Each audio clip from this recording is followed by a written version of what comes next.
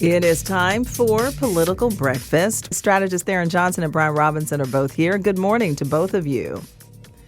Good morning. Good morning, Lisa. Good morning. You know, last week we talked about the speculation that U.S. Representative Mike Collins was going to jump into the Georgia Senate race for the Republican nomination. He made it official yesterday. Tharon, let's begin with you. Democrats aren't reacting or saying much at this point. Is that by design? Yes, because this is about to be a hot mess on the Republican side. I mean, let's just take our listeners into what happened. What really set this off was, Mike Collins sort of hinting for a long time through videos and through social media that he was thinking about running. You already have a MAGA warrior in the race. Mike Collins is a MAGA extremist.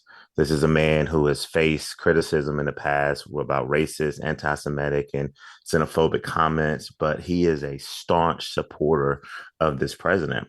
And so what Governor Kemp tried to do is to say to him, Mike Collins, and then John Keane last week, hey guys, I'm going to be with Derek Dooley, who's my friend, who's a coach that was fired at Tennessee, but he's going to be my candidate for this primary. And so we thought that Mike Collins would follow what Insurance Commissioner John Keane did, which was, hey, stay in my seat, run for reelection. But instead, the Collins campaign announced yesterday. So this is about to be a huge fight between a Governor Kemp-backed candidate, Derek Dooley. You got Buddy Carter, you got Mike Collins, and we still don't know where President Trump is going to be in this race. One would think that he would be united with Governor Kemp, but I'm hearing it's been reported that there's a lot of infighting. The White House is not happy with the governor's selection to be all in with Derek Dooley. But now with Mike Collins in the race and Buddy Carter, this is definitely going to be a race to the right for Republicans. Yeah, Brian, let's bring you in here. So we have Collins, Buddy Carter, and maybe former college football coach Derek Dooley. How juicy or how messy will this get in the coming weeks? It is going to be a slugfest for sure, and we're already seeing folks raise the money. Mike Collins came right out the gate yesterday, the first day of his campaign, saying he had $220,000+ come in those first 12 hours. Now, we have no way of verifying that, and it's something pretty easy to fudge, but you would imagine he had all that lined up in the weeks leading up to this so that he could have a right out the gate big number, eye-popping number to show that there's excitement, to show that there's interest in his campaign. I think he probably zooms to the top of the list right now as far as odds. He's from the Metro Atlanta media market, which is a bit of an advantage. I'm a big fan of Buddy Carter, too. I'm not saying otherwise, but we've seen historically that candidates from the coast, from Savannah and South, have a harder time. They're from a smaller media market, less money to be raised in that area where they know you best. So you got to see Mike Collins as probably in the leading position right now. And the White House isn't endorsing anybody right out the gate. That probably won't happen until next year. My White House sources tell me. But I think either Collins or Buddy Carter would be well situated to get a Trump endorsement. They both have worked hard for it. They would deserve it. They've been loyal to him.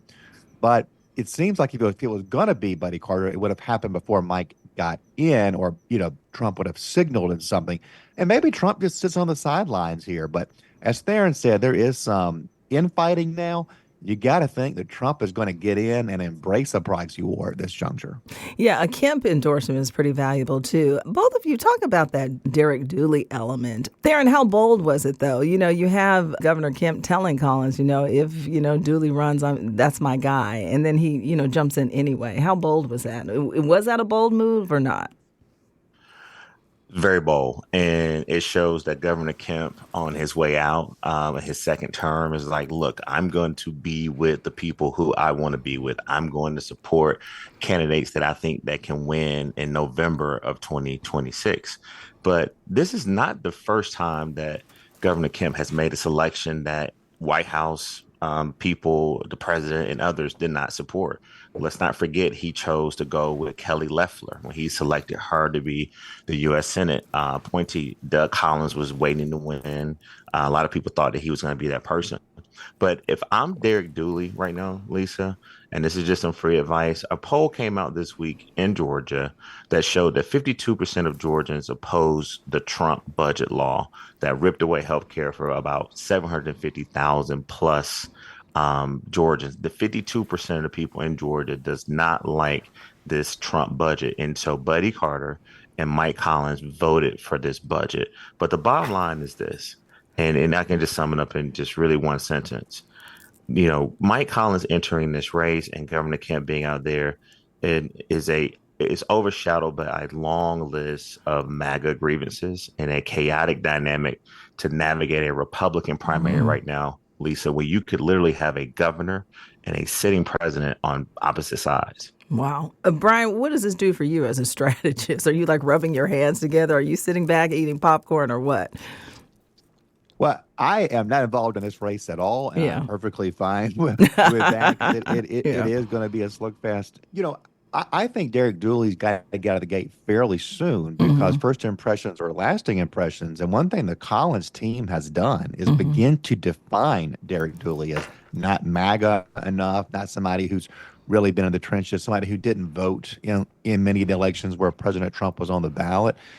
He's going to have to change that narrative fairly quick because I have seen it in my circles beginning to sink in a little bit.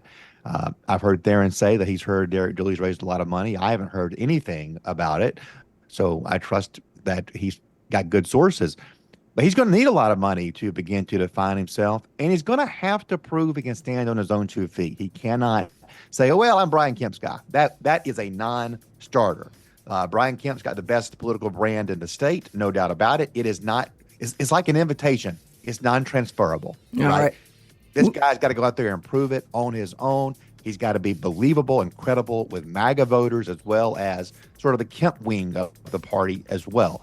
So that's hard for any candidate, particularly those who haven't been in politics. Everybody's all outsiders. They're going to bring pragmatism and all this.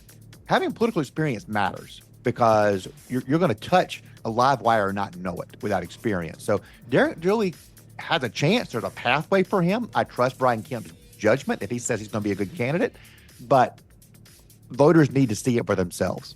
All right, guys, got to get out of here. Brian Robinson, our Republican strategist, our Democratic strategist, Tharon Johnson. Thank you both for waking up and being with us on Morning Edition. We'll talk soon.